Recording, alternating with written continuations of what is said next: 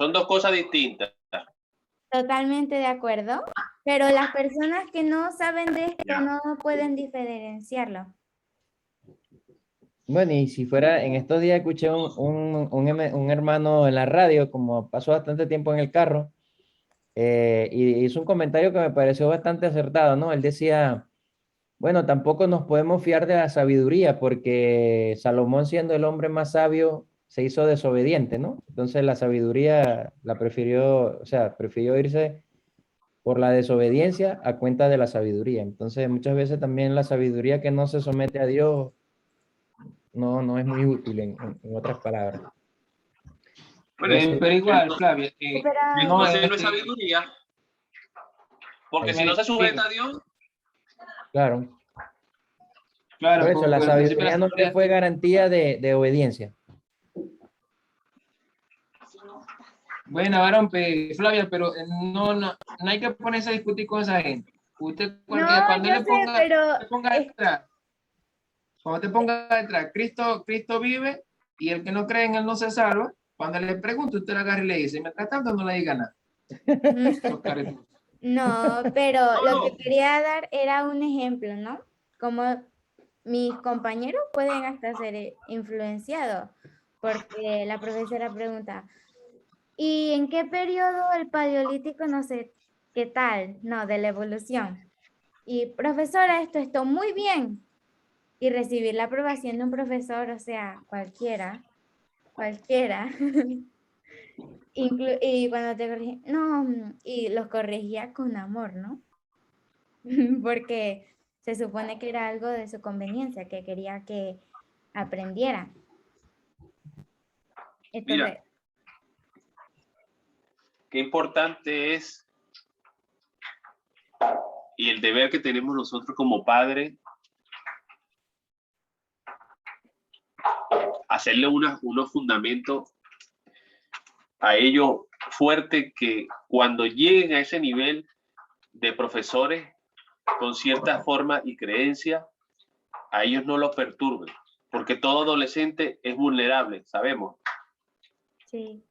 Pero cuando tú siembras en tu familia y solidificas algo, y no es por doctrina, que no se malinterprete, por doctrina que no sea, sino que algo que ellos presencien, algo que ellos mismos analicen, algo que ellos mismos sientan, eso, ningún profesor, por más inteligente que sea, que no es sabiduría, como te digo, los va a influenciar.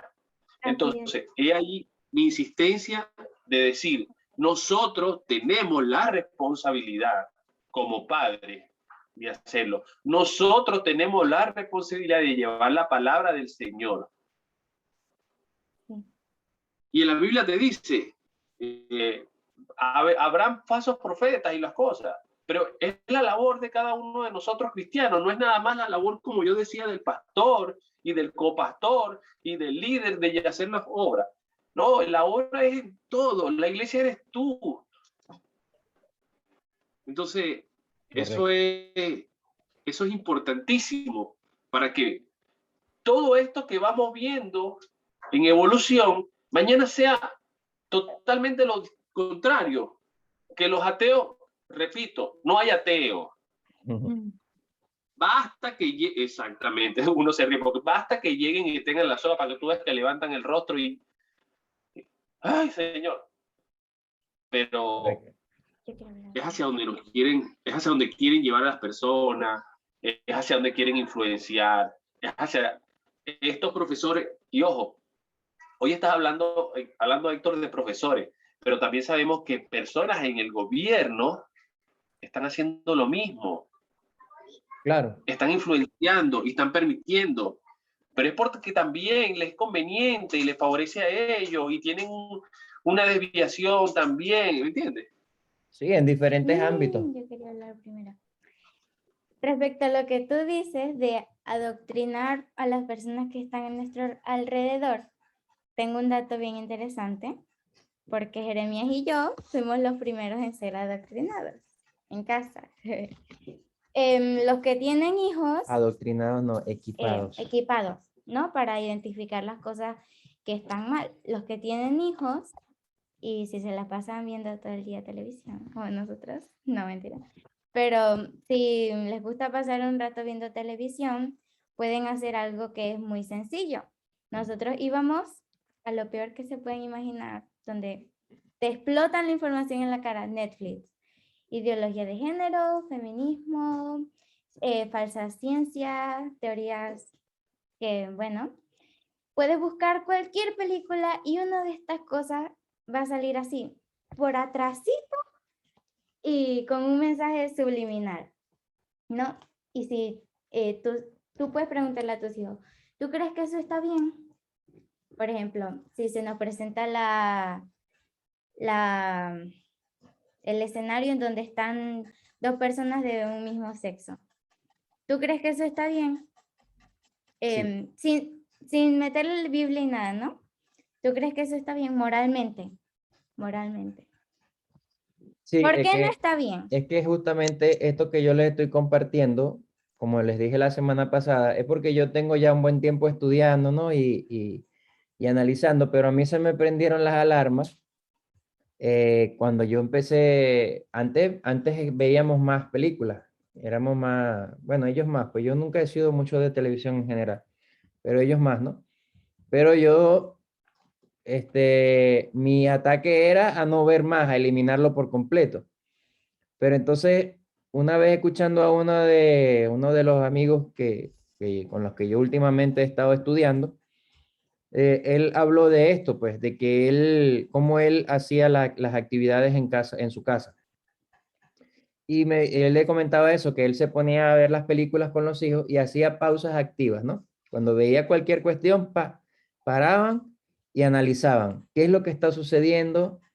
Primero todo lo que está ahí, qué ven, qué no ven, qué escucharon, qué dijeron, y luego entonces lo traen a aterrizarlo a lo que es la verdad y a lo bíblico, ¿no? Y comenzamos a hacer eso aquí en la casa con los muchachos. Y la verdad que ha sido fascinante. Ahora ellos tienen, miren, lo más pequeñito por allá, lo más, a veces están hasta paranoicos, que yo le digo, bájenle un poco, bájenle un poco. Está bien que estén alerta, pero no vean tampoco monstruos ni cosas en todas partes. Traten de desfiltrar bien. Entonces, por eso una de las cosas que me motivó a compartir este material con ustedes fue eso, pues, que si a nosotros nos funcionó en casa, pero a partir de que tuvimos una formación y una alerta, entonces estaba bien que lo compartiéramos con los demás, ¿no? Entonces, bueno, seguimos acá porque esto tiene bastante que comer. Esta es la misma que la anterior. Los ateos han crecido mientras los cristianos han bajado. Acá más datos, el 72% de los estadounidenses dicen que la religión está perdiendo su influencia en la vida estadounidense y no solamente en Estados Unidos, para muestra un botón, lo que estamos viviendo nosotros. El número de personas que declaran estar fuertemente afiliados a una religión es minoritario, pero no parece haber cambiado mucho entre 1990 y 2015. ¿A qué se debe este fenómeno de esta última que yo les estoy comentando acá? A ver si ustedes lo saben o si si lo imaginan. A pesar de que somos todavía mayoría, ¿por qué no se percibe esa mayoría? Tic, tac, tic, tac, tic, tac, tic. ¿Por qué le escondemos? Porque no hablamos.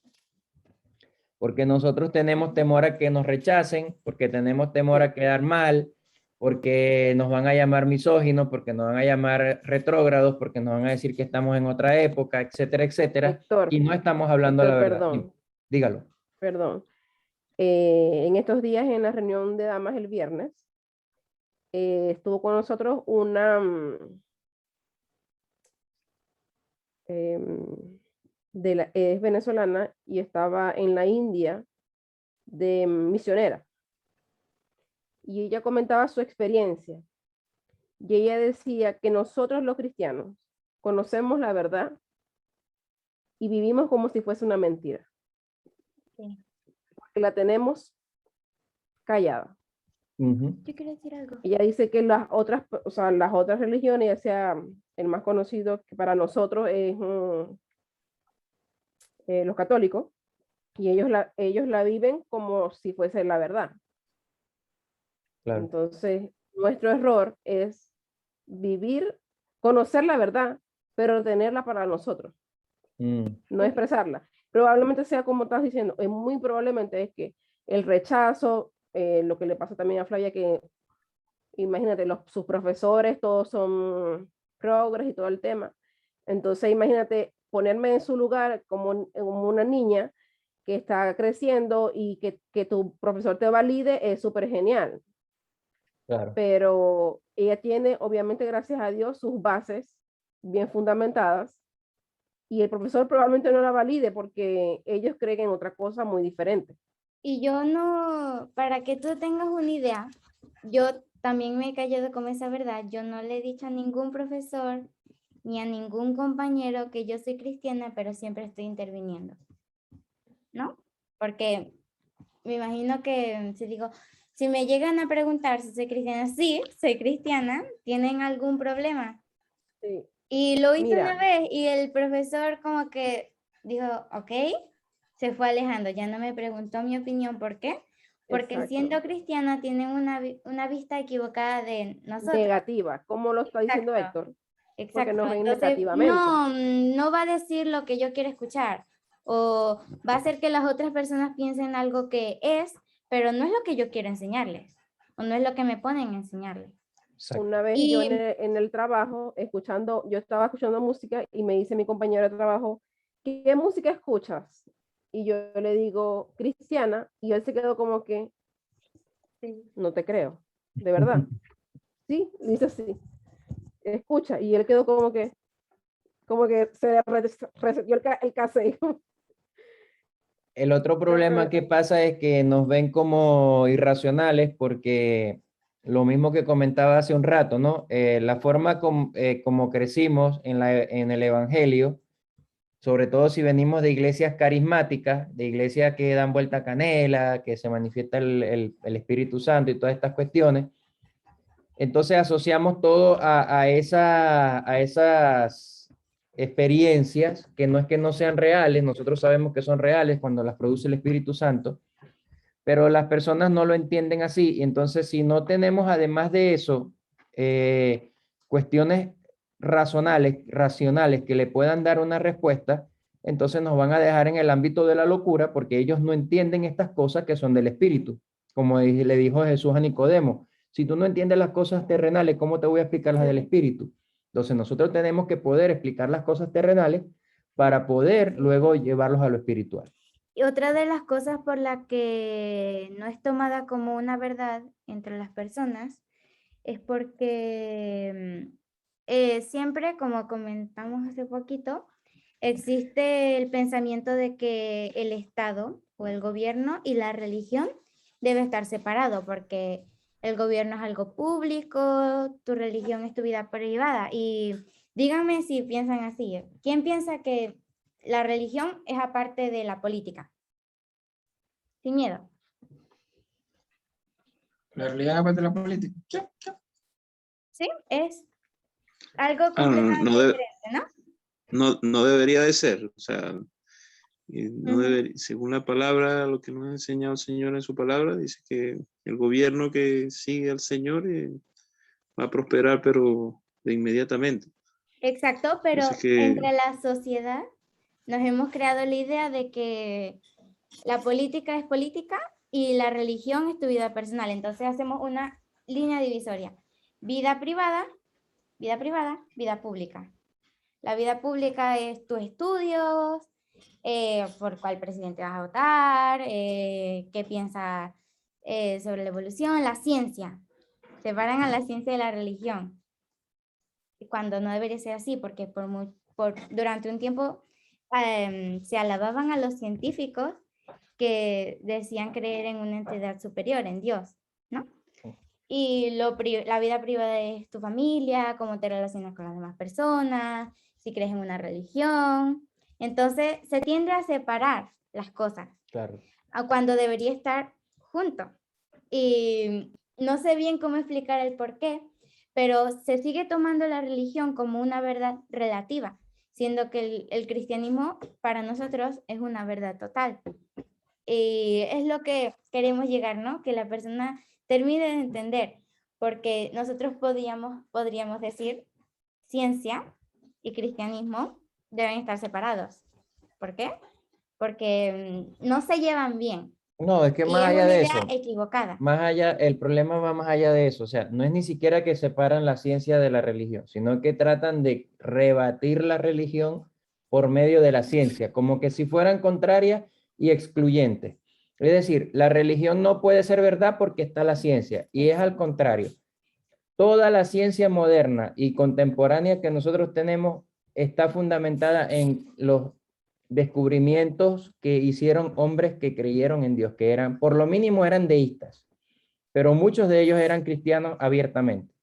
Y el otro problema es creer, es confundir que una cosa yo sea militante político y otra cosa es que yo no sea objeto de la política. Y como ser humano, en cualquier país que yo me encuentre, yo soy objeto de política.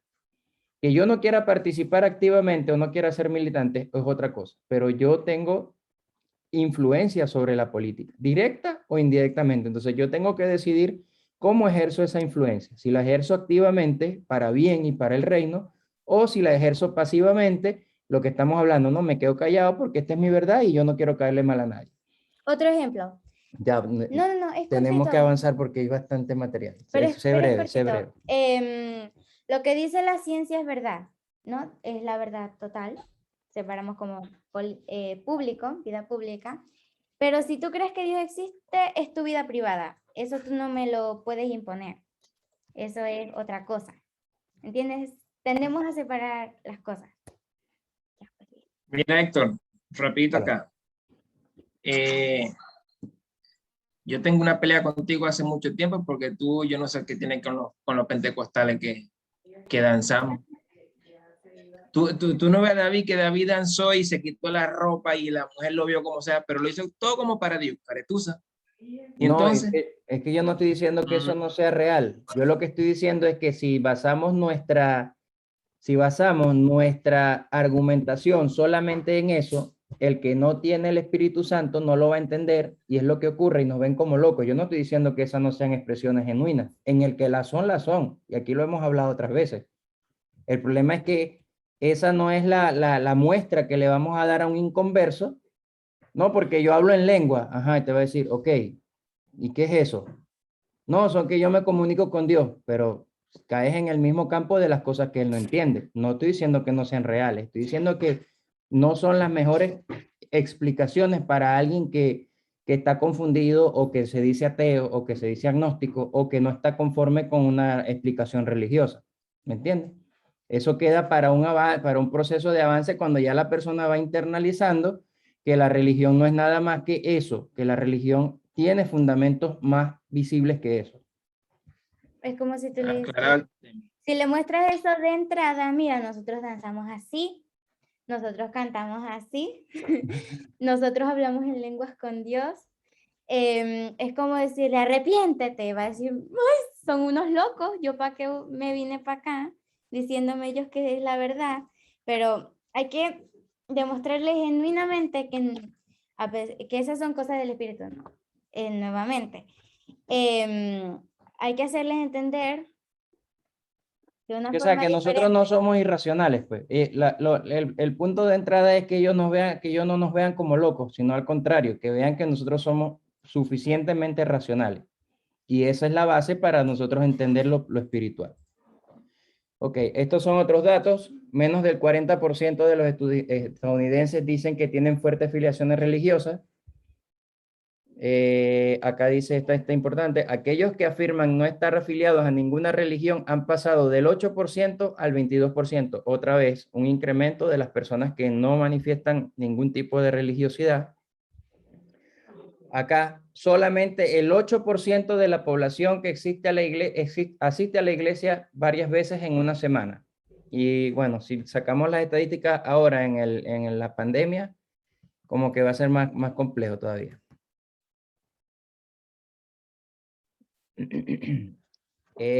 Más datos, 33% de la población describió la Biblia como la palabra literal de Dios, o sea, uno de cada 3 personas solamente cree que es la Biblia, que la Biblia es la palabra de Dios inspirada.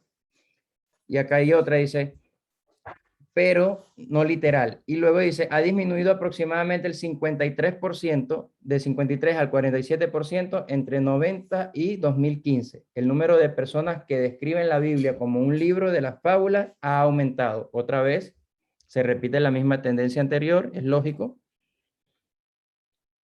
Más datos, no voy a leer acá porque hemos invertido bastante tiempo, pero eso va a estar ahí.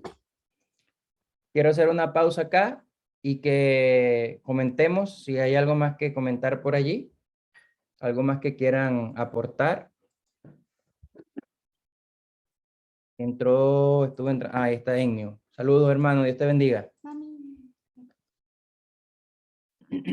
Si no tienen nada que comentar, seguimos. Por lo menos la tercera parte. Ardenis. Héctor, consulta. ¿Qué crees tú de acuerdo a lo que has estudiado y analizado que con esta información, para qué nos puede ser útil a nosotros o en qué le podemos sacar provecho? Ahí vamos, para eso ¿O vamos cómo ahora. le podemos sacar provecho? Para eso ¿Ah? vamos ahora.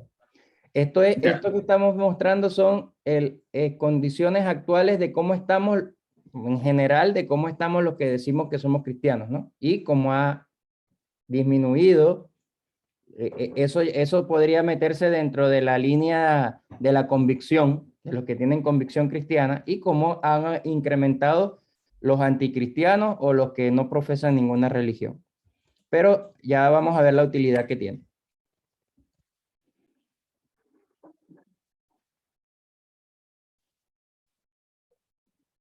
A ver.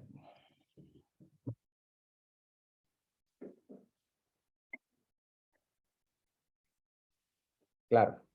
Ahora, ¿quién tiene que discutir sobre estas cosas? Y acá podemos poner el ejemplo del evangelismo. No, los que evangelizan son el ministerio de evangelismo. No, en la iglesia ora el grupo de oración e intercesión. Ellos son los guerreros de oración. O no, solamente adoran y cantan el grupo de alabanza. Ellos son los que cantan, nosotros no cantamos. O no, solamente conoce la Biblia, es el hermano que da los estudios. Nada más alejado de la realidad. Y aquí sí quiero que saquen su Biblia, no sé si la tienen a la mano, porque vamos a leer 1 de Pedro 3, 14, 15 y 16.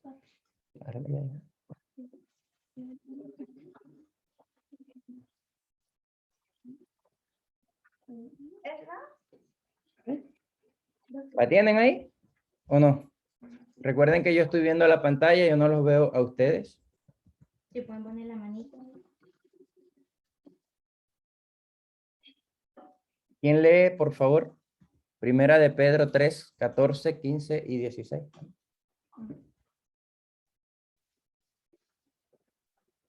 Si no lo leen ustedes, lo leo yo.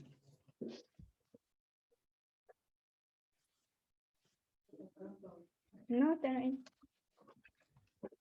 Bueno, lo voy a leer. Dice así. Mas también si alguna cosa padecéis por causa de la justicia, bienaventurados sois. Por tanto, no os amedrentéis por temor de ellos, ni os conturbéis, sino santificad a Dios en vuestros corazones y estad siempre preparados para presentar defensa con mansedumbre y reverencia ante todo el que os demande razón de la esperanza que hay en vosotros, teniendo buena conciencia, para que en lo que murmuran de vosotros como de malhechores, sean avergonzados los que calumnian vuestra buena conducta en Cristo. Es muy probable que esto nos ocurre con cierta frecuencia cuando damos el buen testimonio de cristianos y cuando no lo damos más. Cuando damos buen testimonio, las personas se sorprenden y dicen, wow, esta persona tiene algo distinto. Esta persona es especial, esta persona hace algo que no sé, que me llama la atención. Y claro, cuando damos mal testimonio también, mucho más, y sobre todo si saben que somos cristianos. ¿Y eso qué es cristiano? Aunque ahorita como anda un meme por ahí, ¿no? Tú respiras y eso que es cristiano, o sea, que hasta respirar ya es un pecado porque eres cristiano, ¿no? Entonces, pero ¿qué hacemos con esto que nos enseña Pedro en ese pasaje? Nos dice que tenemos que estar preparados siempre y nos los dice a todos. El punto 1, cuando comprendamos esta enseñanza de Pedro, vamos a ver que es una amonestación, una invitación, una exhortación que es para todo cristiano. No solo para el que Esto me hace recordar a las personas que, por ejemplo, que el pastor a veces comenta, hoy a las 3 de la mañana, pastor, para que ore por mí porque me duele el estómago. Oiga, hermano, usted también puede orar. No porque el pastor no lo puede hacer, sino que usted también puede orar. Y así como lo puedes hacer, también tienes el deber y el derecho, sobre todo el deber de estar preparado para... Ahí. Dale ahí. Tienes que estar preparado para dar razones de lo que tú crees. Lo otro es que esto no tiene nada que ver con un grupo especial que, no, ya va, déjame, eso no, o sea, tú puedes llamar a alguien cuando no sepas algo genuinamente. Oye, mira, esa respuesta yo no la tengo, pero obviamente no va a quebrar tu fe porque tú estás en el Señor, tú estás firme. Pero tú puedes decir, pero yo sé de la persona que sí te puede ayudar a entender eso. Sin embargo, eso no significa que cada vez que alguien te pregunte, tú nada más vas a llamar al hermano que sabe. Y por eso hablábamos al principio de que la base estaba sobre el analfabetismo bíblico que muchas veces se presenta en la iglesia, que las personas dicen que son cristianas, como decía el pastor Nelson, siempre me acuerdo, uno no puede ser bolivariano sin conocer a Bolívar, entonces uno no puede ser cristiano sin conocer la Biblia y sin conocer a Cristo. Otra de esta enseñanza que está enraizada en el contexto de la humildad. Y aquí es un problema que yo soy el primero que doy el paso adelante y digo, muchas veces no tengo la humildad, porque a partir del conocimiento yo puedo intentar atropellar a la persona por las diferentes razones. Ahorita levantaron la mano, ahorita yo les doy la palabra, denme un momento ahí. Y entonces con el conocimiento lo que hago es aplastar y no me doy la oportunidad de ganarme a esa persona para Cristo, porque no lo estoy haciendo en humildad, no lo estoy haciendo en santidad y no lo estoy haciendo como lo dice ese versículo que leímos a través del sufrimiento, sino que al contrario, yo quiero es la venganza, yo quiero mostrar la fuerza. Y por último, debe ser una parte natural de nuestro caminar cristiano. Así como ustedes a veces han visto que yo comento que donde quiera que me paro, trato de aprovechar la oportunidad de presentar a Jesús, de evangelizar. A todo el mundo no lo evangelizo igual. Hay personas a las que a partir de un comentario les agarro en el aire y les respondo. Hay otros a los que sigilosamente me les voy metiendo y les voy diciendo, bueno, pero yo soy cristiano y yo creo que Dios puede hacer las cosas. Eso va a depender del contexto en el que uno esté y qué tipo de persona también lo esté abogando, porque hay personas que no te van a venir amablemente. Tengo una pregunta. Y quizás tú tienes que confrontarlos también fuertemente, ¿no? Entonces, Jonathan, ¿qué ibas a comentar, hermano? Así de natural como decimos Dios te bendiga.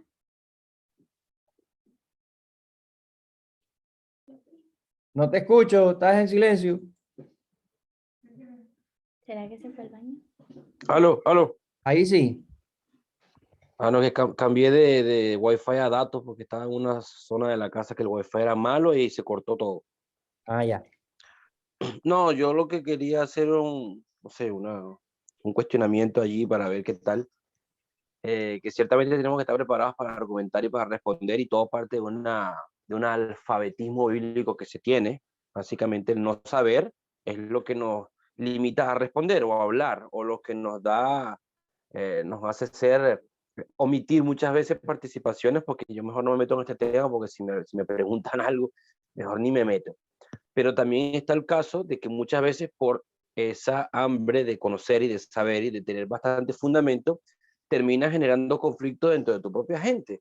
Te voy a poner un ejemplo que me pasó a mí hace muchos años en Venezuela. Una vez en una iglesia particular, bueno, yo en varias oportunidades yo cuestionaba algunas cosas que se decían, algunas cosas que se impartían en privado directamente a los líderes y les decía, oye, mira, eso que dijiste ahí me parece que como que, no sé, está como raro, por esto, porque la Biblia dice esto y lo otro. Y ahí como que no les gustaba mucho el tema de que tú los refutaras y mucho menos con fundamentos que después no tenían para responderte. Y varias veces me pasó hasta que en un determinado momento me dijeron, Jonathan, ¿sabes cuál es el problema? El problema es que tú cuestionas mucho. Así que a partir de ahora te agradezco que no cuestiones más y solamente obedezcas. Si nosotros somos la autoridad de la iglesia, lo que nosotros decimos, eso es. Y me fui de la iglesia. Y me fui de la iglesia. Obviamente. No hay más nada que hacer. Yo creo que ahí no hay nada que hacer, totalmente. Después que tú observas que no hay actitud humilde en la persona, sea quien sea del nivel que la estés haciendo. Si es pastor, tiene que tener actitud más humilde. Pero de ahí para abajo, quien sea que te encuentres y ves que no hay respuesta, creo que no es un buen lugar para uno intentar seguir creciendo. Porque tiene que haber esa apertura de corazón de que hay personas que vamos a tener dudas genuinas, como yo les decía hace un rato, o sea, yo todavía tengo dudas. Usted le pueden preguntar al pastor Diego, ¿cuántas veces Héctor te escribe en la semana haciéndote preguntas extrañas? Y él les va a decir. Y a veces me dice, hermano, te voy a crucificar si sigues con esas cosas. Pues, porque son preguntas extrañas, pues, pero ahí las tengo. Y él no se cierra. Y hay veces que le hago preguntas que él dice, oye, verdaderamente lo que estás diciendo me parece bien, tiene cierta coherencia o es interesante, lo que sea. Pero no es una persona que está negada a que pueda otro enseñarle, al contrario. Por lo menos yo le doy gracias a Dios que en los pastores que he estado bajo su liderazgo han sido personas abiertas en ese sentido, no creen que se la saben todas y al contrario, saben que se pueden alimentar cuando hay personas como nosotros que nos gusta indagar más, que vamos un poco más allá, porque muchas veces es cuestión de tiempo. Ellos no tienen el tiempo para de repente dedicarle a un tema en específico y nosotros le adelantamos el trabajo. Enio, ¿vas a decir algo?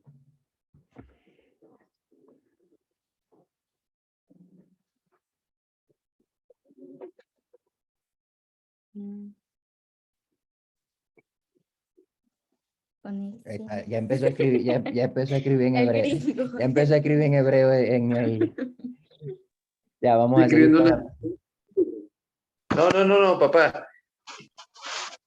Por ahí fue que escribí que es difícil ser cristiano desde la posición del sufrimiento con Enoch. No, eso no lo van a entender los muchachos aquí. Ok, se supone que esto debería estar al final, ¿no? Pero acá una frase de Wesley que dice, no tienes nada que hacer sino salvar almas. Por lo tanto, pasa y sé gastado en este trabajo. E ir no solo a los que te necesitan, sino a aquellos que más te necesitan. Cuando nosotros veamos a esas personas que se declaran ateos y recontracérrimos respecto de Dios, esas son las personas que muchas veces más necesidad tienen de Dios y a ellos tenemos que ir.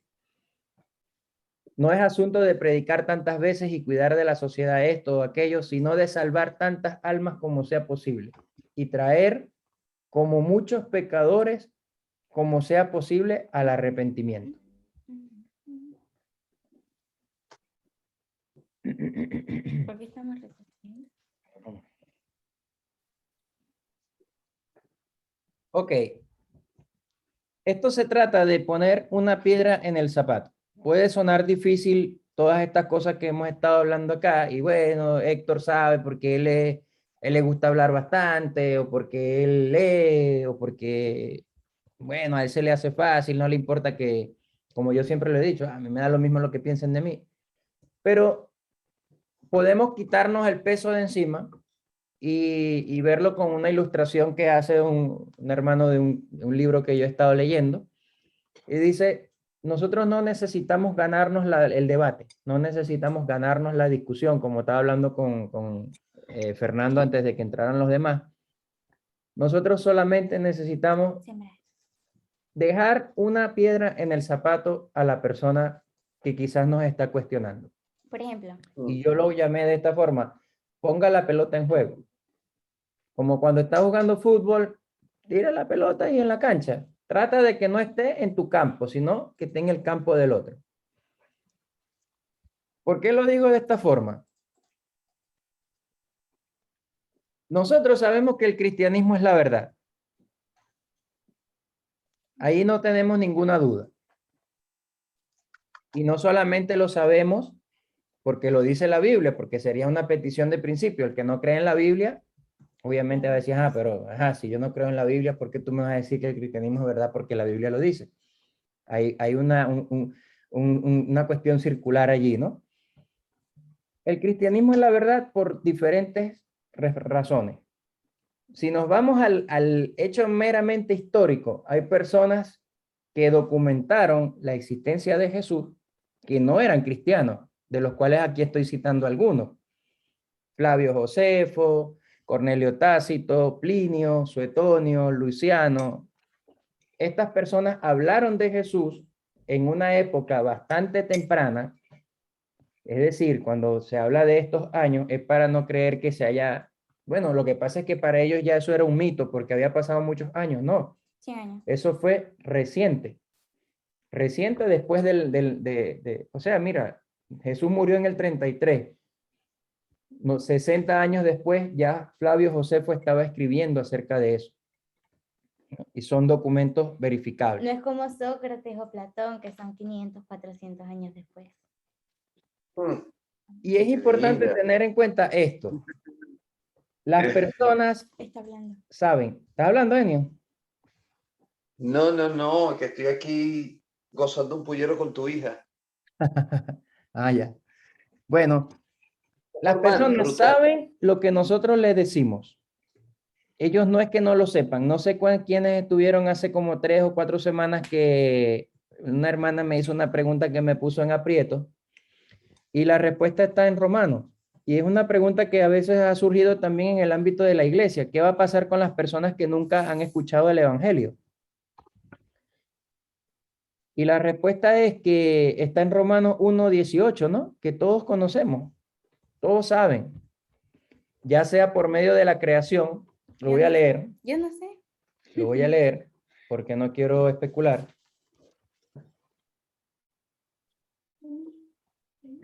Dice, porque la ira de Dios se revela desde, estoy en el 1:18, porque en Romanos 1:18, porque la ira de Dios se revela desde el cielo contra toda impiedad e injusticia de los hombres que detienen con injusticia la verdad. Porque lo que de Dios se conoce les es manifiesto. Ojo, está hablando de impíos y a ellos aún les es manifiesto el poder de Dios. Desde luego dice el 20, porque las cosas invisibles de él, ¿de quién? De Dios, su eterno poder y deidad se hacen claramente visibles desde la creación del mundo, siendo entendidas por medio de las cosas hechas, de modo que no tienen excusa. La gente te puede decir que es atea, pero Dios se les reveló a ellos de diferentes formas. Y una de las formas fue por medio de su excelente creación. ¿Ok? Entonces, la gente sabe que hay un Dios. ¿Cómo lo interpretan? Ese no es nuestro problema. Lo otro, la gente sabe que hay una verdad, porque al haber un Dios, ese Dios establece un conjunto de verdades. La gente sabe que hay lo que es correcto y lo que es incorrecto. Y si no, pregúntele a un ateo, si un ateo se alegra cuando alguien viene, se mete a su casa y lo roba, o si le violan a su hija, o si le quitan lo que tienen en el carro guardado. ¿Verdad que lo va a considerar incorrecto? Entonces, si él es ateo, ¿en base a qué considera eso incorrecto? Si no cree en una verdad absoluta. Una moral. Luego, las personas saben que no son justas. Ellos saben que no son, las personas sabemos que no somos justas. ¿Por qué? Porque es lo mismo con el punto anterior. O sea, si sabemos que alguien me quitó algo, poniendo ese ejemplo de que alguien me lo haya quitado, y lo veo como una injusticia, entonces nosotros sabemos que la injusticia está presente. Y al haber, y eso nos lleva al siguiente punto, al haber injusticia, entonces sabemos que todo necesita un juicio. El juicio es necesario. Y vuelvo a preguntarle, ¿en base a qué una persona que no cree en Dios o que cree en otros dioses va a reclamar un juicio necesario? Es porque la gente sabe que necesita un Salvador. Y no lo dice en estos términos, pero al saber que existe una maldad, al saber que la maldad amerita un juicio y al saber que el juicio es necesario, va a concluir indefectiblemente en que hay necesidad de un Salvador y ese Salvador es al que muchos no quieren acceder. Nos vamos a encontrar con esto, pero es que la Biblia fue escrita por hombres. Y acá nosotros tenemos que hacer la mea culpa como cristianos porque muchas veces leemos Primera de Tesalonicenses o leemos Timoteo, toda la escritura fue inspirada por Dios y útil para redarguir y para enseñar en justicia. Y eso pensamos que fue que Dios agarró y metió a los apóstoles en una especie de Matrix o a los escritores bíblicos y entonces ahí les reveló todo lo que iban a escribir. Y no funciona de esa forma. Dios utilizó los dones y los talentos de cada uno de estos hombres que él utilizó, de acuerdo a las experiencias que habían vivido, de acuerdo a las capacidades que tenían, y por medio de lo que ellos vivieron en el Espíritu Santo, pudieron entonces desarrollar lo que consideran que fue lo que Dios les inspiró para la Escritura. Podemos refutar ese argumento. Pero a eso vamos. Pero, quedémonos con la parte de que la Biblia fue escrita por hombres. Está bien. Vamos a sacar por un momento, para efectos de este ejercicio, que la Biblia fue escrita por hombres. Vamos a sacar al Espíritu Santo y yo les preguntaría, ¿y quién escribió el Corán? ¿Lo escribió un ángel? Pero es que este es otro libro religioso. Bueno, pero está bien. Vamos a hacer una pausa. ¿Y quién escribió la Ilíada? ¿Quién escribió dime otro, Flavia, de los libros clásicos que has estado buscando estos días? El Popol Vuh. El Popol Vuh, bueno, no tanto, ¿no? Porque no tiene tanta relevancia, pero... ¿Quién escribe los libros de ciencia y de biología? Sí, los libros de ciencia, por ejemplo, ¿quién los escribe? No los escriben hombres naturales, pensantes como nosotros. Entonces, ¿en qué se basan ellos? En lo que han vivido, lo que han experimentado, ¿sí o no? Y si no lo escriben hombres, ¿quién más lo va a escribir? Entonces, es un argumento o es un cuestionamiento que nos hacen que se cae por sí solo.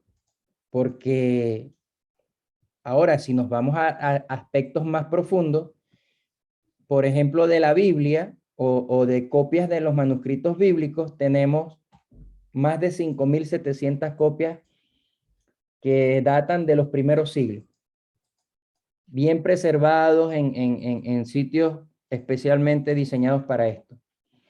Sin embargo, el Corán se publicó por primera vez, su versión oficial se publicó apenas en el año por los años 1930 y nadie cuestiona el Corán.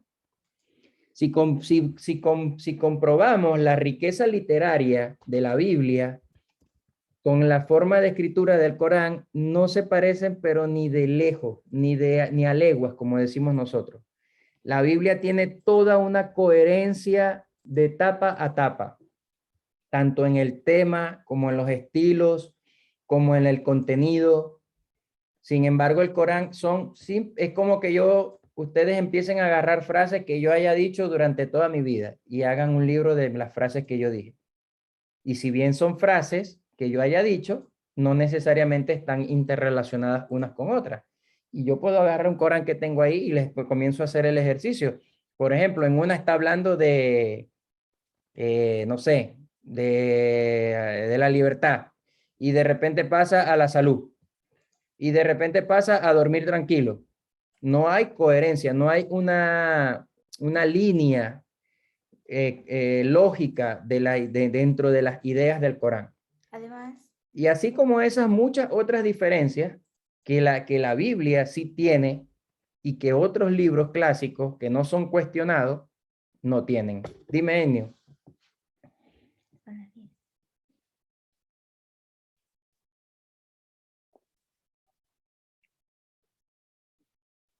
Ennio, se quedó. Además, en lo que tú dices respecto a la continuidad de la Biblia, encontramos frases citadas por los apóstoles y por Jesús del Antiguo Testamento, que sí concuerdan, o sea, en el Nuevo Testamento citan acciones del Antiguo Testamento, lo cual quiere decir que es una historia que se conecta, que sí tiene sentido. Otro punto importante para nosotros, y no sé, ustedes me dicen si sigo o paro. Voy a parar acá un momento. Ustedes me dicen si sigo o si paro, porque como tuvimos varios problemas técnicos, puedo seguir o puedo parar. No tengo ningún problema. ¿Qué dice el público? Jonathan dijo algo en el chat. ¿Qué pasaría si encuentras las tablas de los 10 mandamientos? Aunque creo que las segundas tablas las escribió Moisés, ¿no? Es una buena pregunta, no la había considerado, pero no creo que pase mayor cosa porque esas tablas dicen lo mismo que nosotros sabemos de los 10 mandamientos. O sea, que igual fueron transmitidas durante años, pues. El problema sería si esas presuntas 10 mandamientos tuvieran alguna diferencia con lo que hoy conocemos. Pero conociendo la cultura hebrea, que para ellos era más valioso o era más común la transmisión del verbal de sus conocimientos y de su cultura, si las tablas hubieran tenido algo diferente a lo que ellos están aprendiendo en un momento muy cercano a la historia en que esas diferencias se presentaran, hubieran sido ya corregidos, pues. Como cuestionan la Biblia por ser escrito por hombres, sí, porque en el caso de los 10 mandamientos se asume como real de que fueron dados por Dios. Es que si te pones a ver dentro del ambiente de la Biblia, el Antiguo Testamento no tiene ningún problema, porque los mismos judíos validan todo el Antiguo Testamento, los judíos ortodoxos, los más acérrimos. El problema se presenta con el Nuevo Testamento porque es donde ellos sí tienen problemas. Pero del Nuevo Testamento, lo que yo les decía hace rato, tenemos más de 5.700 copias, ¿no? De los diferentes manuscritos. Voy a darle un pelín más rapidito para llegar al final de esta sección.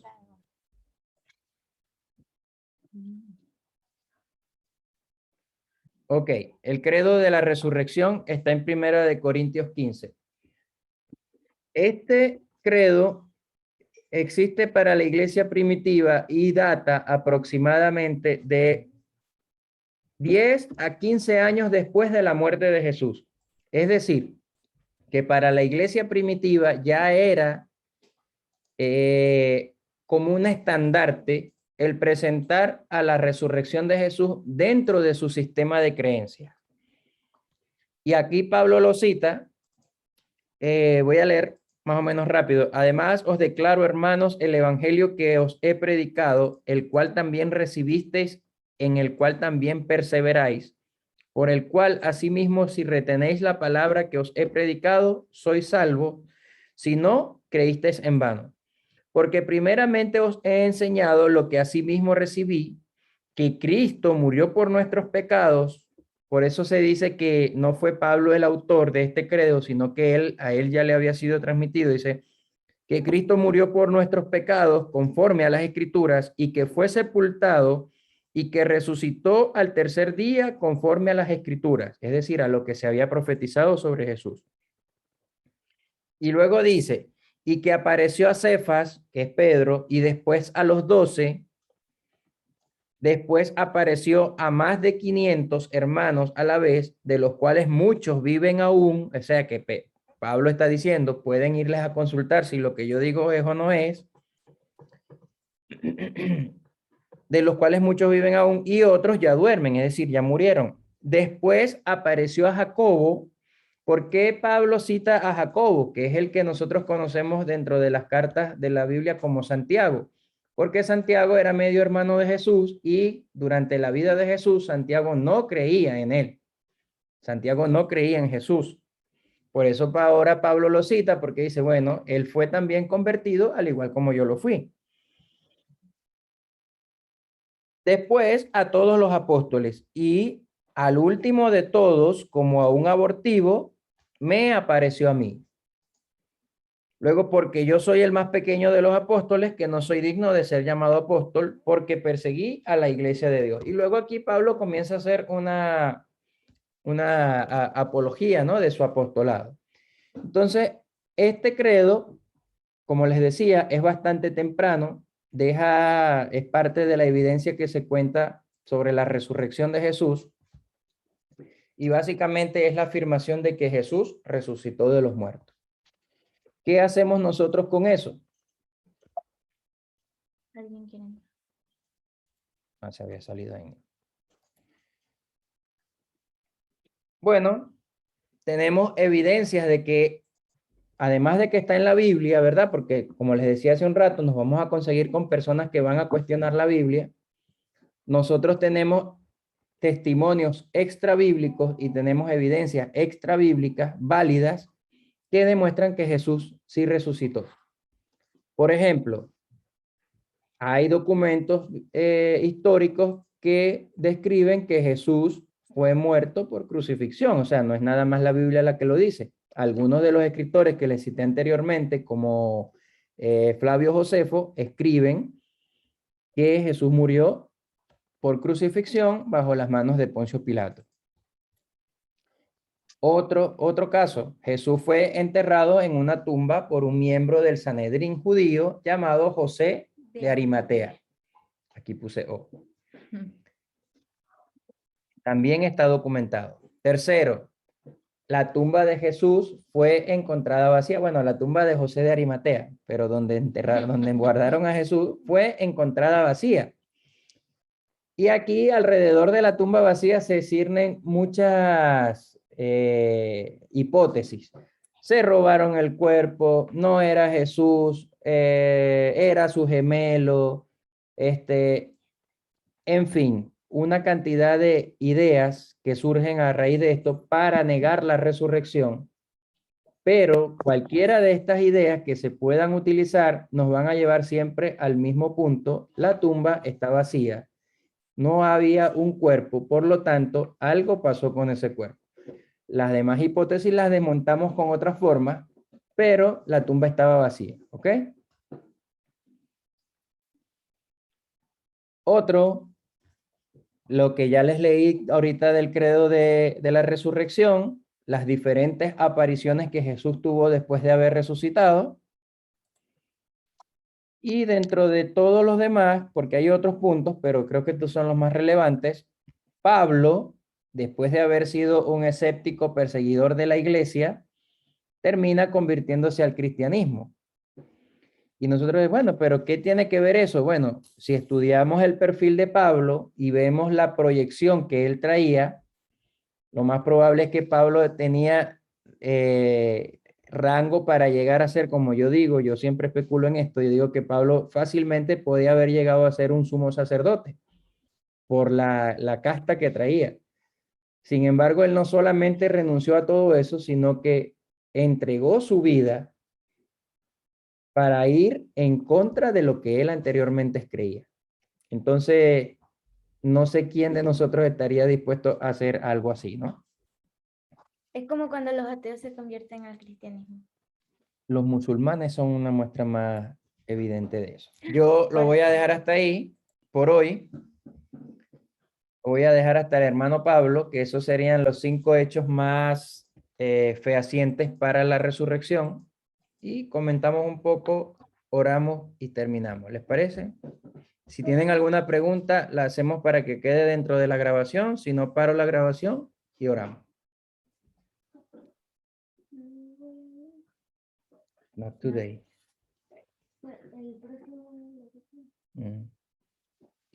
En la próxima oportunidad. Bueno, voy a parar acá.